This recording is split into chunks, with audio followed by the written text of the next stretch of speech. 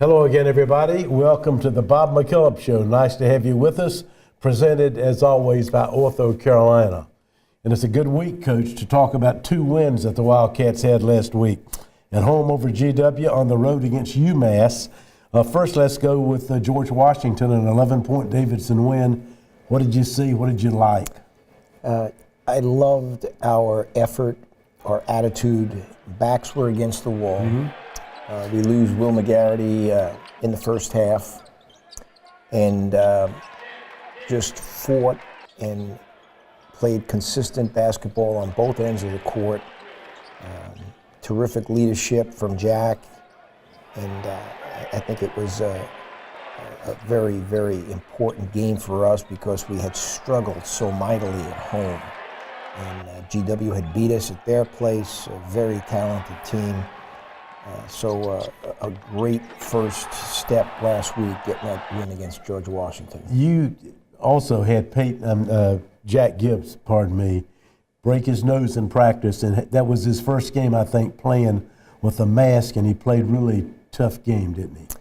Well, you go into the locker room before the game, and you see Jack fitted with the mask, and you see Rusty Riegel's locker vacant because he had come down with the flu and did not play in that game. And John Axel running from the training room where he had recovered from the flu.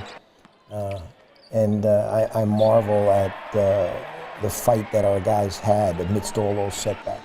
It was a defensive performance. When you hold a team, I wanted to ask you about this later, but you held them to 38% shooting, George Washington. We gave our players a statistic that if we had gotten 3 more stops in each of our losses, it would have cut down the field goal percentage of the opposing team from 46% to 41%. Just 3 more stops, and that would have resulted in success for us. Coach, then you celebrate that win over GW shortly. Then you have to head to UMass to play against a team that was coming off a bad loss. You knew they'd be in a bad attitude and would give you a fight, and you go up there and win by 5. More adversity struck, but the Wildcats overcame it. I love this conference. The excitement from day to day, from game to game.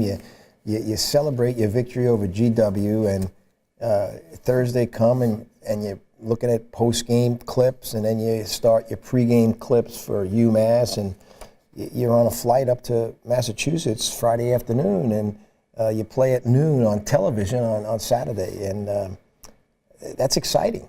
That's energizing, and our guys came out that way, and again, we hit some adversity.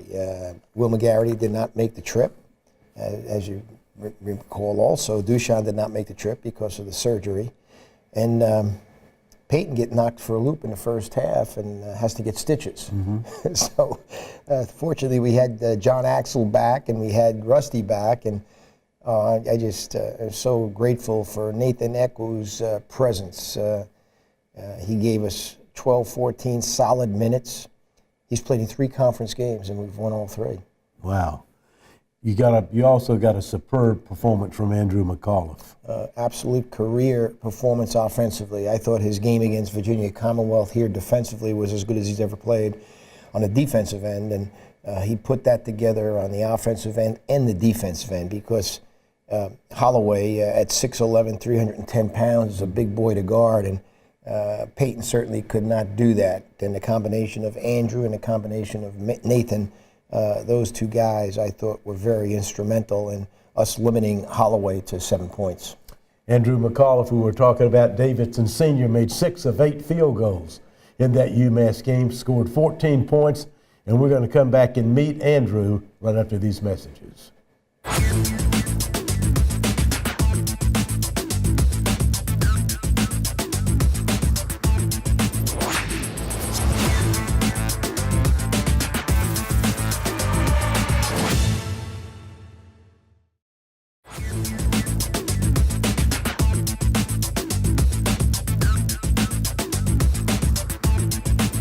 Welcome back to the Bob McKillop Show, everybody. Nice to have you in the audience today to talk Davidson basketball. And, Coach, we talked in the previous break about Andrew McAuliffe, how much he's meant to the program, Talk to us a little bit about what his leadership to Davidson means. You know, I texted back and forth with his dad, Brian, after the game against UMass, and his dad and mom, Susan, have been such a presence at our games. And whether Andrew plays or doesn't play, whether he has a big game or not a big game, whether we win or whether we lose, Susan and Brian McAuliffe have been constant voices of support and faces of inspiration. And it's no doubt that the apple hasn't fallen far from the tree with Andrew, as he represents that as a member of our team. Plays or doesn't play, scores or doesn't score, win or we don't win, Andrew is a constant presence of hard work and commitment to this program and this team. Anytime you can get a senior leader like that on your team, it adds so much to the locker room. Jared Latch had an opportunity to sit down and talk to Andrew McAuliffe. Welcome to this week's Players segment here on the Bob McKillop Show. I'm joined by senior Andrew McAuliffe. And Andrew, thanks for joining us. When we look at Andrew on the court, we know a little bit, but what is it like the Andrew off the court? The Andrew off the court needs to have a little bit of nerd, because I don't want to be completely jock. So I balance that out with some nerdy hobbies. I really like reading medieval fantasy. I like playing board games, and I like to play some video games as well. So transitioning back to more of the Andrew on the court, for the last 4 years you've been consistent and key off the bench. What's that like from a player perspective, mindset-wise, to be ready when your number's called? Well, every game's different. Sometimes I'm not going to get playing time at all. Sometimes I'm going to get a lot of playing time, and really just going into every game, knowing what their players do, knowing what our game plan is, just staying focused every minute, because I don't ever know when my name's going to be called. And when your name has been called, you've been a guy that's been on their bigs as well. Strength, a big part of that. One of the games this year that comes to mind you did exceptionally well was against VCU. Talking more in terms of the strength program of Davidson, how have they helped you along? Greg Honeychuck has been really helping me out. Built a good friendship with him as well, so I really like going into the weight room now, where as in the past it wasn't my favorite thing to do, but he's just made it really fun. He's made it an interesting thing to do for me, so I've loved to get in there and just work out, have a good time with him, and that's really helped me be a better player on the court and to be able to stand my ground on defense and be able to compete with the bigger bigs in the A-10. Now this question, I want us to look ahead. Career aspirations for you once the curtain comes down on Davidson basketball? That's a great question, Jared. I'm working on it right now. I think I'm trying to go into something in commercial real estate, whether that be marketing, whether that be sales. But I'm exploring a lot of options right now, seeing what I like and what I don't like. Now, Andrew, let's take a look back. What have the last 4 years been like to you? Past 4 years have been extremely fun. I don't know how Coach McKillop does it, but he recruits guys who just mix so well with us, and everyone has such a great personality, such a great background. We got a bunch of foreign guys, and that's always fun to have on the team. But really just the fun we have, not only on the court, but off the court. Whether it's a big planned event or just not really doing anything at all, just sitting around, we're having a good time enjoying each other's company. Well, Andrew, I appreciate your time today, and good luck in the future. Thank you, Jared. That'll do it for this week's Players segment. We'll return in just a moment with more on the Bob McKillop Show.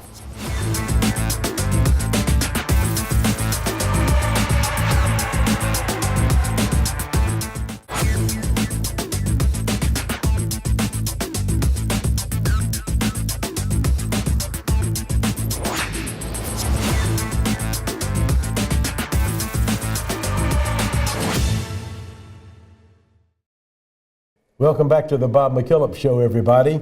Each week, the Davidson basketball Twitter account requests submissions for the social segment of the show using the hashtag AskMcKillop. Coach, first question today, Harry from Charlotte wants to know how much of your substitution pattern is planned in advance or planned in practice or based on the opponent? All of the above. It's planned in advance, it's relayed to the team in practice, and it's based upon the opponent and matchups. And we will script usually the first 8 to 10 minutes of the game in terms of substitution. So I will, for instance, tell Will McGarity at the 16.5-minute mark he will be replaced by Nathan Ekbu, Andrew McAuliffe, or whoever it might be. I will tell Keyshawn that he's coming out at at the 17-minute mark and be replaced by Rusty or by Jordan. So we script that well in advance of the game, based on the opponent, based upon the matchups, and communicate it to the guys so they do understand what's going on when game time comes. How important do you think it is that they understand that role in the upcoming game? Well, they get themselves emotionally and mentally ready, but here's a subtlety. We always script our first out-of-bounds plays, whether it's sideline or baseline or foul line, and they may not be in the starting lineup when those plays are scripted, but we may not have a baseline out of bounds until the 16-minute mark when they're now in the game, even though they had not been in the starting lineup, and that play was scripted for the starting lineup.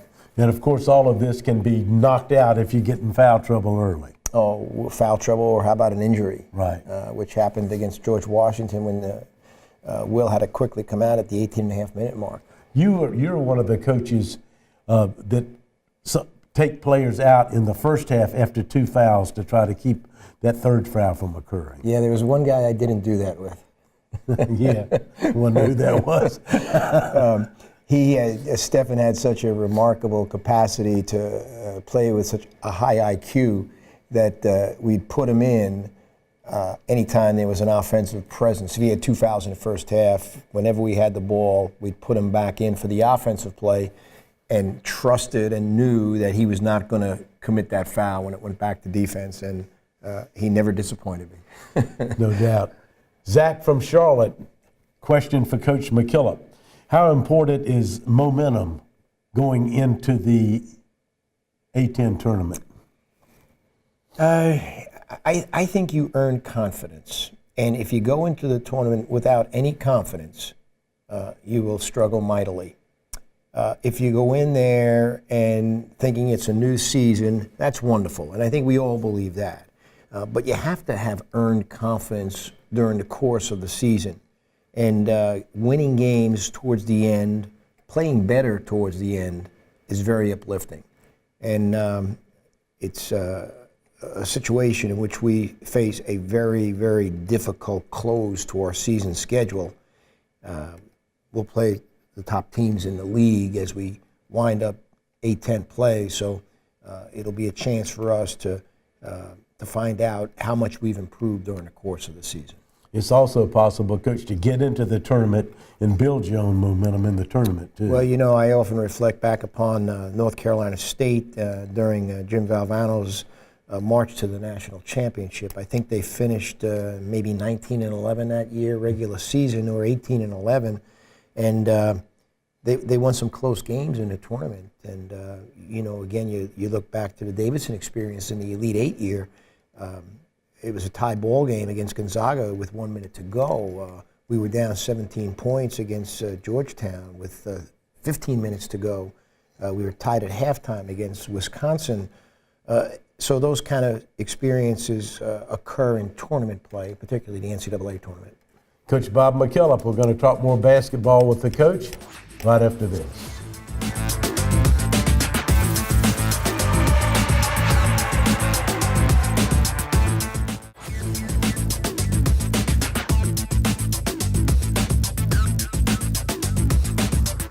Welcome back, everybody. Talking basketball with Davidson coach Bob McKillop. Coach, you have another former player new to your staff this year, Nick Booker. Tell us a little bit about bringing Nick back and what he's added to your staff. Nick brings us a wealth of experience, having been in other programs. That's a very rare addition to us, having somebody who came and spent as much time as he did at UC Irvine. Nick's a remarkable student of the game. Came to us as a player with terrific IQ, coming from the Bishop School in San Diego. Got his master's degree after he left Davidson, and spent a good number of years at UC Irvine, and helped build that program to where it became you know, an NCAA tournament team. So he gives us different ideas. And it's one thing to have ideas, it's the willingness to express them and the ability to express them to earn the confidence of those who are listening. And he has those two key ingredients, and that's why I believe he's going to be a terrific head coach. Coach, we talked earlier in the show about field goal percentage defense. Do you have a goal for your team? Is it different for certain teams, or do you have just an overall goal to hold them to this? You know, we have the statistical beautiful game, we call it, and there are 15 statistics in the game, and one of them is field goal percentage defense and three-point field goal percentage defense. We reach our goal when we're under 40% from the field goal percentage, and when we're under 35% three-point percentage. And invariably, when we hit those two numbers, we enjoy success. You know, in one of your games last week, you held George Washington to 38. UMass shot pretty good, 47%. Yeah. But Davidson got a lot more shots than they did. Yeah, and the dynamic in that game was very unique because we shot only 41%. They shot 47%. Our numbers weren't very good, but we did capitalize on out-of-bounds plays. We did capitalize on number of foul shots. We did capitalize on possessions because we didn't turn the ball over as much as they did. That was another important stat because I think you were positive by 7 on the turnover stat. Actually, it was 20 to 12. We had 20 assists and 12 turnovers. Yeah. That's outstanding. Coach, another thing that you talk about your team, I get you to grade things all the time, like a professor. Coach is a professor. Offense, defense, rebounding. At this point, give us a grade for the Wildcats. Offense, I think we're about a C+. Defense, B-. Rebounding, C+. Well, you're getting better. You're getting better. Yeah, I could give you some Fs that we had individually, but collectively for the year, I think we're getting better. Certainly not where we want to be, and we've got another 2 weeks to try to get there, and that's exciting. Busy week ahead for the Wildcats. Coach McKillop's going to come back and talk about it right after these messages.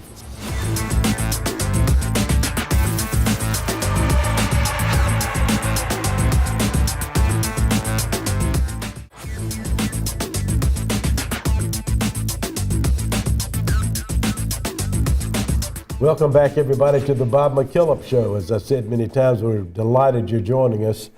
Coach, after the Richmond road game on Tuesday night, Wildcats come home for another tough bout against a Dayton team that is really playing well this year. Archie Miller has done a tremendous job in I think it's his third year at Dayton. They play as good a defense in the half court as I've seen any team in the country.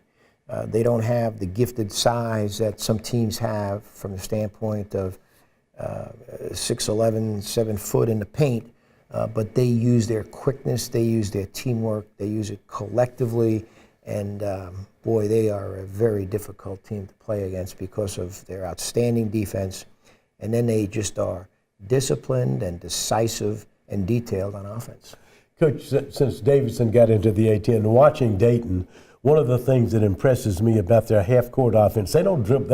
It's not much dribbling. It's a lot of passing and moving and cutting. Yeah, it's good old-fashioned basketball. And, Archie and his brother Sean learned at the knee of their dad, John, who was a magnificent high school coach just outside of Pittsburgh for dozens of years. And, boy, they have taken those lessons to heart and imposed them upon their players and done a great job of manufacturing terrific teams. That game, by the way, is going to be a 9 o'clock start in the John Belk Arena on Friday night. It's going to be on ESPN. Coach, you've had good road teams at Davidson. What are the characteristics that make teams play well on the road? You don't change the routine much at all, John. You try to make the road routine as consistent as possible from game to game, but you also try to replicate what you do at home. Your concern always is the crowd and their emotion and how it can be inspirational. Your concern always is the fatigue factor, particularly in the Atlantic 10, as you're traveling and we try to minimize that by the fortune of being able to charter a number of games this year, thanks to the gracious generosity of so many people in the Fast Break Club. And that really alleviates some of the stress and some of the stamina issues that you would have if you had to go commercial or bust. Okay, Coach, good luck against Dayton on Friday night. And we'll see you back here next week. The Wildcats season, regular season, only 2 games left at belts to try to get out to see Davidson and Dayton Friday night at 9 o'clock. Thanks for watching, everybody. Thank you.